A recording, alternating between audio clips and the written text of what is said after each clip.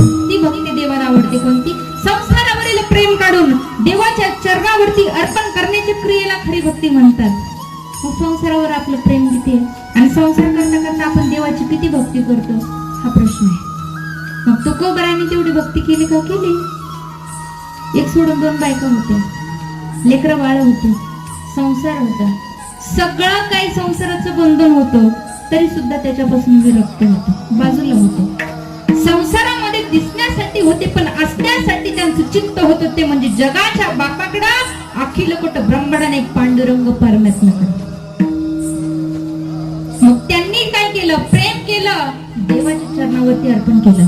कुटुंबाची संसाराची जबाबदारी त्या परमात्म्याच्या चरणावरती लोटून दिली आणि सांगितलं, हे विठ्ठला पांडुरंगा, तुझ्यासाठी मी माझ्या संसाराची होळी केली. जेवढं होतं नव्हतं ते लोकांना कर्ज होतं, काय केले? दोहा